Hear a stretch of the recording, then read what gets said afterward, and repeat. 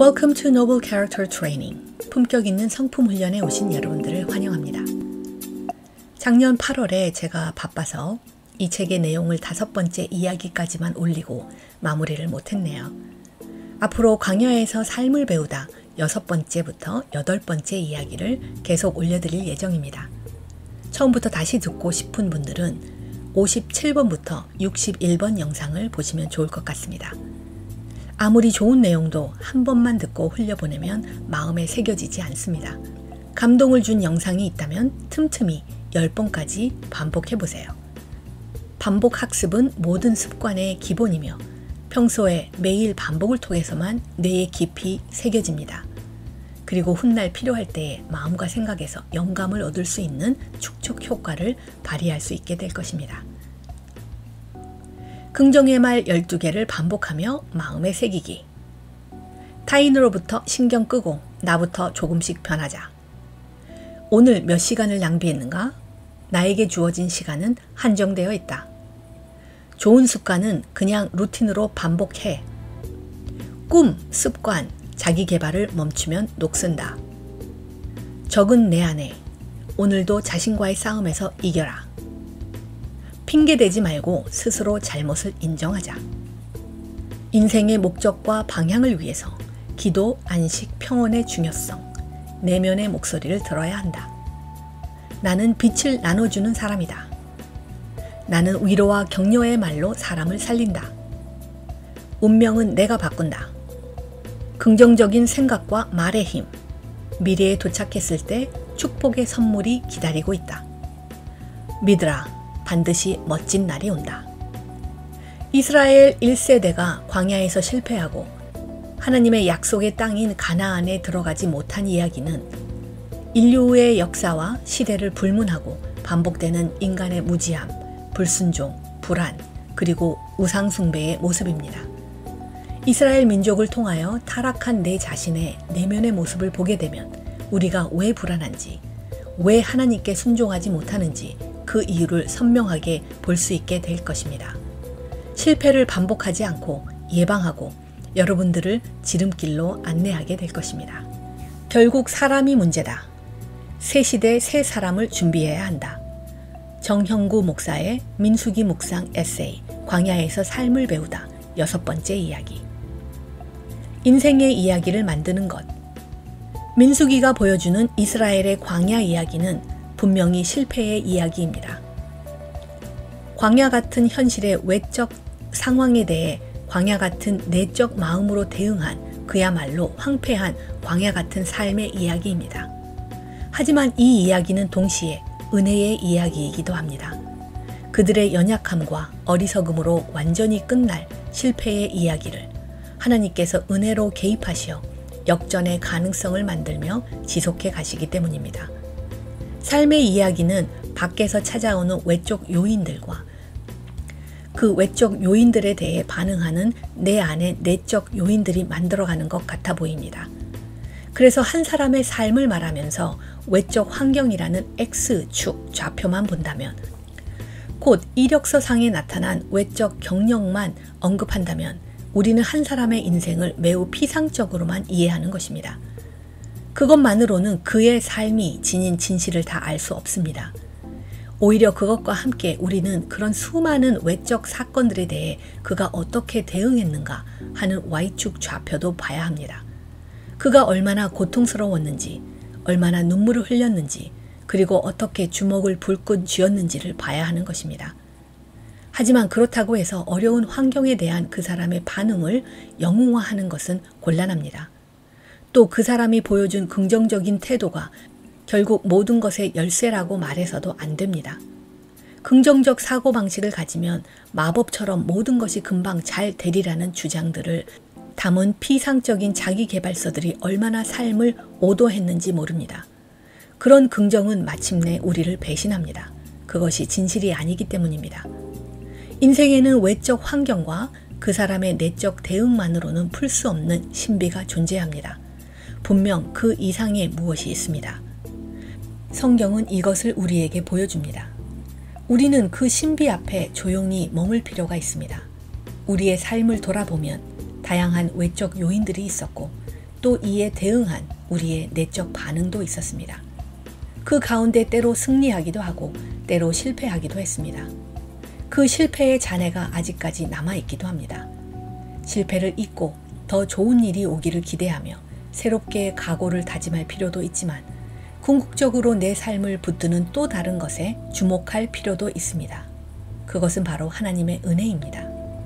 그분의 포기하지 않는 사랑입니다.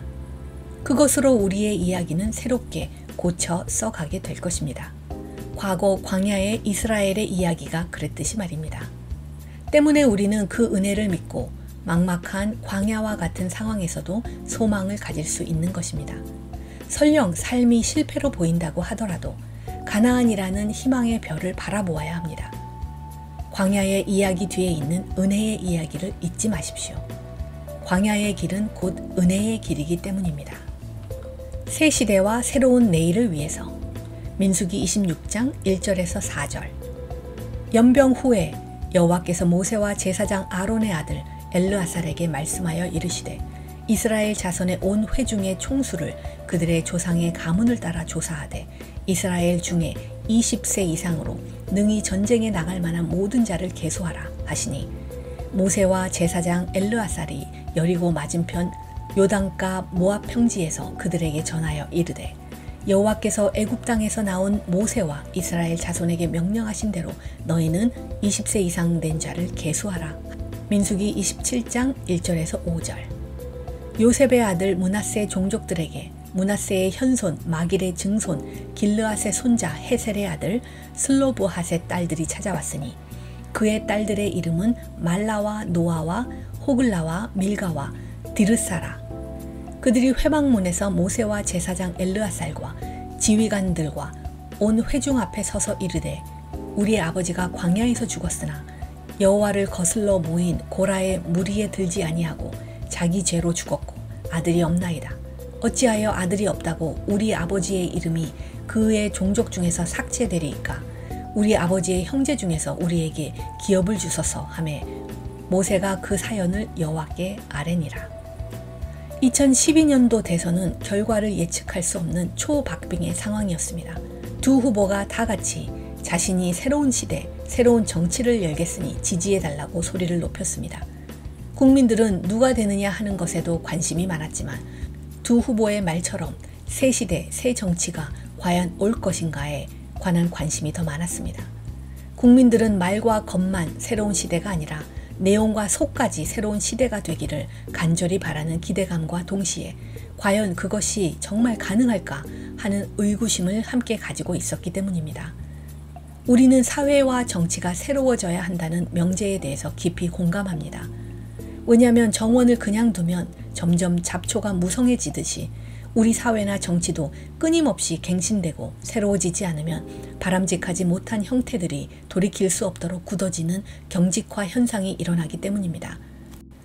뿐만 아니라 극단의 이기심들이 충돌해서 무질서 쪽으로 나아가는 일종의 사회적 엔트로피 현상도 생기기 때문입니다. 하지만 새롭게 된다는 것이 말처럼 그렇게 쉬운 것은 아닙니다. 시대와 정치 앞에 아무리 새로운이란 형용사를 갖다 붙이더라도 그 형용사를 현실로 만드는 것은 매우 힘든 일입니다. 때문에 이를 위해서는 반드시 적지 않은 준비와 희생의 과정을 거쳐야만 합니다.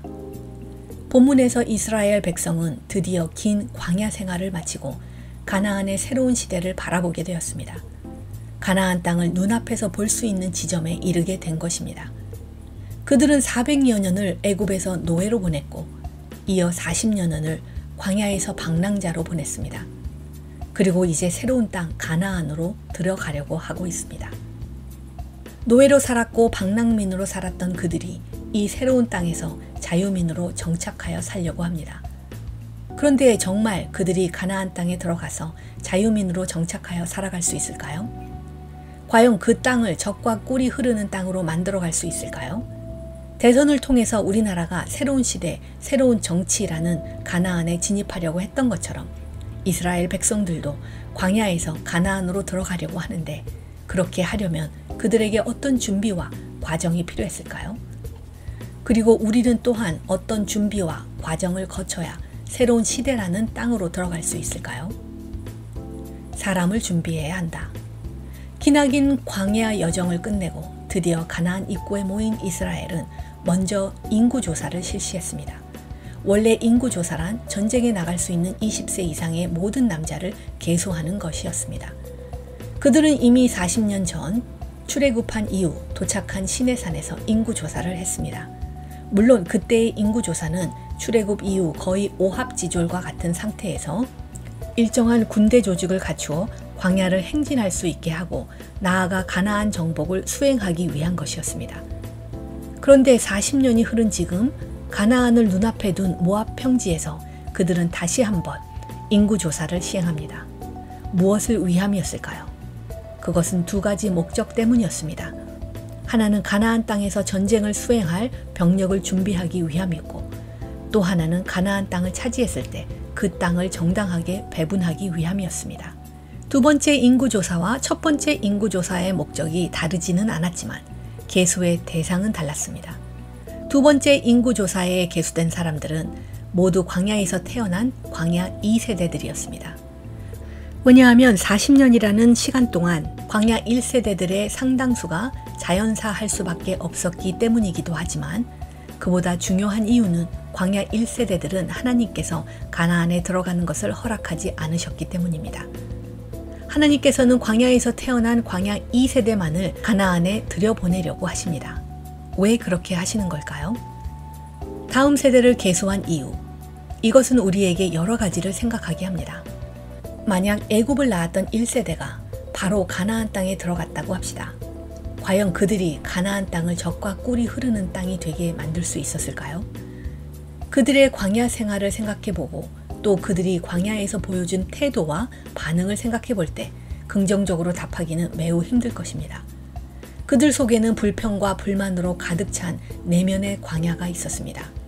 그런데 만일 그 상태로 가나안 땅에 들어갔다면 그 땅이 어떻게 되었을까요? 과연 그 땅이 젖과 꿀이 흐르는 땅이 될 수 있었을까요? 아닙니다. 그러기는커녕 오히려 그 가나안 땅 역시 또 하나의 광야가 되었을 것입니다. 알다시피 광야의 여정은 참 힘든 것이었습니다. 광야라는 고된 외적 환경도 그들에게 큰 장애물이었지만 사실 그보다 더 큰 장애물은 그들의 내적인 마음이었습니다. 광야를 행진하는 내내 불평과 불만을 쏟아낸 그들의 내적 광야가 외적 광야보다 더 큰 장애물이었다는 것입니다. 이런 광야 같은 마음을 가지고 사는 한 그들의 삶은 광야와 같은 삶이 될 뿐입니다. 이를 공식으로 만들어 보면 다음과 같습니다. 광야 환경 곱하기 광야 마음은 더욱 심한 광야의 삶. 그런데 이런 그들이 가나안에 들어간다면 어떻게 될까요? 가나안 환경 곱하기 광야의 마음, 답은 역시 광야의 삶입니다. 여기서 말하고자 하는 것은 광야냐 가나안이냐 하는 외적 환경보다 그곳에 거하는 사람이 누구며 그들의 마음이 어떠한가가 더 우선적이란 것입니다. 가나안 땅이 젖과 꿀이 흐르는 땅이 되느냐 아니면 다시 광야와 같은 곳이 되느냐는 그곳에 사는 사람이 어떤 사람이냐에 의해 결정됩니다. 자원이 풍부한데도 가난하게 사는 나라가 있는가 하면 자원도 없고 지형도 좋지 않은데 잘 사는 나라가 있습니다. 때문에 중요한 것은 휴먼웨어입니다. 어떤 사람이냐, 그 땅에 사는 사람이 누구냐에 따라 그 땅의 미래 모습이 결정되는 것입니다. 요한계시록에는 새 예루살렘에 대한 비전이 나옵니다. 새 예루살렘 성은 황금 보석으로 꾸며진 아름다운 성입니다. 그런데 우리는 이 성의 모습을 아름다운 외적 환경으로만 생각하는 경향이 있습니다. 하지만 더 중요한 것은 그 안에 사는 사람들입니다. 요한계시록에 나오는 예루살렘 성을 구성하는 보석들은 상징입니다. 그것은 천국의 아름다운 외적 환경이 아니라 변화된 사람들, 즉 성화되고 영화롭게 완성된 변화된 사람들을 상징하는 것입니다. 흙으로 빚어진 인간들이 보석 같은 존재로 변화되어 거룩한 공동체를 이룬 것을 그림 언어로 표현한 것입니다. 이렇듯 천국에서도 핵심은 외적 환경이 아니라 변화된 사람입니다. 출애굽한 1세대들은 애굽에서 400년을 살다가 나온 사람들인데 이들은 혈통적으로는 이스라엘이지만 문화나 언어적으로는 거의 애굽화된 사람들이었습니다. 이처럼 애굽화된 사람들이 가나안 땅에 애굽과 전혀 다른 나라를 만든다는 것은 매우 힘든 일입니다. 그 속에 남아있는 애굽을 제거하기 전에는 거의 불가능합니다. 실제로 그들은 광야에서 자유민의 모습을 제대로 보여주지 못했습니다. 오히려 여전히 노예 근성을 벗어나지 못한 모습을 보여줬습니다. 그래서 광야에서 태어난 2세대, 곧 애굽적 가치에서 상대적으로 자유로운 자녀 세대들을 데리고 가나안 땅에 들어가게 된 것입니다. 이것이 모압 평지에서 하나님께서 모세를 통해서 광야 2세대들의 인구 조사를 하신 이유입니다. 결국 사람이 문제다. 그러고 보니 그때나 오늘이나 우리가 처한 상황은 비슷합니다. 최근 정치가들이 저마다 새로운 시대를 열겠다고 합니다. 이것은 마치 우리를 가나안 땅으로 이끌고 가겠다는 것과 같은 말입니다. 그리고 그곳에서 광야와 같은 삶이 아니라 젖과 꿀이 흐르는 삶으로 만들겠다는 뜻입니다. 그랬으면 정말 좋겠습니다. 이것은 모든 국민들이 바라는 바입니다. 그런데 과연 그런 꿈이 어떻게 해야 이루어질까요? 또 번번이 실패한 이유는 무엇일까요? 여러 번의 선거를 경험하면서 깨닫게 되는 것은 결국 문제는 사람이란 것입니다. 선거 때마다 각 정당에서 내건 공약과 구호가 얼마나 좋습니까? 얼마나 국민들로 하여금 마치 가나안 입구에 서서 희망찬 미래를 보는 듯하게 만들었습니까? 그러나 정권들마다 예외 없이 백성들의 마음을 실망시키고 말았습니다. 그 이유가 무엇일까요? 바로 사람들 때문이었습니다. 마술과 같이 탐욕스러운 마음을 가진 사람들, 광야와 같이 삭막한 마음을 가진 사람들 때문에 이 땅이 약속의 땅처럼 되지 못하고 여전히 광야가 되었던 것입니다. 새로운 시대를 가져오겠다고 구호를 외치는 사람들이 옛 시대에나 속한 태도를 그대로 답습하고 있다면, 그리고 이들이 정권을 잡은 후에 자기의 공로를 대가로 이권을 요구하고 자리를 차지하게 된다면 새로운 시대란 말이 얼마나 공허하게 들리게 되겠습니까? 결국 문제는 사람입니다. 어떤 후보는 사람이 먼저다 란 구호를 캐치프레이즈로 정했습니다. 참 맞는 말이 아닐 수 없습니다. 그러나 이보다 더 현실에 가까운 말은 사람이 문제다가 아닐까 싶습니다. 어느 당이 정권을 잡든지 그 정권의 말기에 국민들이 하게 될 말이 행여나 사람이 먼저다가 아니라 역시 사람이 문제다가 되지 않기를 바랄 뿐입니다. 다시 생각해도 역시 사람이 문제입니다. 하지만 동시에 사람이 희망입니다. 사람 때문에 삶이 힘든 것도 사실이지만 반대로 사람 때문에 살맛이 나기도 합니다. 사람 때문에 오늘 우리가 이만큼이라도 살게 된 것입니다. 살맛이 나게 하는 희망의 사람들이 많을 때에 희망의 시대가 열릴 것입니다. 새로운 시대를 품은 사람들의 숫자가 준비된 만큼 새로운 시대가 열리고, 새로운 정치의 마음을 가진 사람들의 숫자가 준비된 만큼 새로운 정치가 열릴 것입니다. 민주시대를 열어가려면 민주의식을 가진 사람들이 많아져야 하고, 통일시대를 열어가려면 냉전의식에 갇히지 않으면서 동시에 바른 역사인식을 가진 사람들이 많아져야 합니다. 사람이 준비된 만큼 시대는 열리게 되어 있습니다. 그렇지 않으면 아무리 정치나 사회나 교육 앞에 새로운이란 형용사를 갖다 붙인다 하더라도 모두가 공허한 구호에 불과할 뿐입니다. 그것은 단지 새로움을 요구하며 가나안의 입구에서 서성거리는 것일 뿐입니다. 교육과 종교의 책무, 사람이 중요하다는 점과 관련해서 우리는 이스라엘 공동체가 왜 레위 지파와 제사장 그룹을 백성들 사이에서 그렇게 중요한 위치에 두었는지에 주목해야 합니다. 그들이 하는 일은 경제에 도움을 주는 일이 전혀 아니었습니다. 그들은 제품을 만드는 것도 아니고 경제적 이익을 남기는 것도 아니었습니다. 그들은 전혀 생산적인 그룹이 아니었습니다. 하지만 하나님께서는 이들을 각 지파의 삶의 중심에 두도록 하셨고 가장 중요한 위치를 차지하게 하셨습니다. 왜 그러셨을까요? 그들이 대체 무슨 역할을 하기 때문이었을까요? 그것은 바로 그들이 사람을 세우는 일을 했기 때문입니다. 즉 사람을 문제가 아닌 희망이 되도록 하는 일을 했기 때문입니다. 가나안을 젖과 꿀이 흐르는 땅으로 만들기 전에 사람들의 마음을 젖과 꿀이 흐르는 마음으로 만드는 일을 했기 때문입니다. 백성들로 하여금 하나님 중심으로 살게 하고 율법의 가르침에 순종하게 함으로써 사람을 준비시키는 일을 했고, 그래서 젖과 꿀이 흐르는 시대를 열 수 있도록 했기 때문입니다. 그래서인지 유대인은 언제나 교육을 가장 중요하게 생각해 왔습니다. 세계 어느 나라를 둘러보아도 유대인만큼 교육을 우선하는 나라는 없습니다. 우리도 교육에 대한 열정만큼은 누구에게도 뒤지지 않습니다. 문제는 그 교육이 사람을 만드는 교육인가 하는 것입니다. 그렇지 못하면 아무리 경제 대국이 되어도 국민들은 결국 젖과 꿀이 흐르는 땅으로 들어갈 수 없을 것입니다. 우리 시대의 종교 또한 사람을 치유하고 변화시키는 일을 해야 합니다.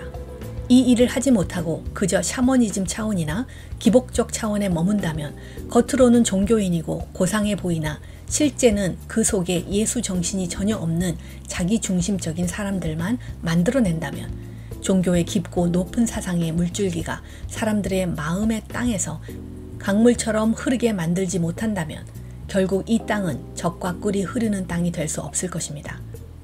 참으로 사람을 변화시켜 참된 희망이 되게 하려면 예수님을 만나게 해야 합니다. 성경이 증거하는 하나님 나라의 비전에 눈뜨게 하고 예수님의 깊은 가르침에 흠뻑 적게 해야 합니다. 매일 말씀의 훈련 속에서 단련되게 해야 하고 성경적 안목으로 각 영역을 볼 수 있는 세계관적 안목을 기르도록 해야 합니다. 그래야 그가 주어진 현실을 젖과 꿀이 흐르는 땅으로 만들어가는 일꾼이 될 수 있습니다. 그때 문제의 사람이 아닌 희망의 사람이 되는 것입니다. 정형구 목사의 민수기 묵상 에세이 광야에서 삶을 배우다 7번째 이야기는 다음 시간에 계속됩니다.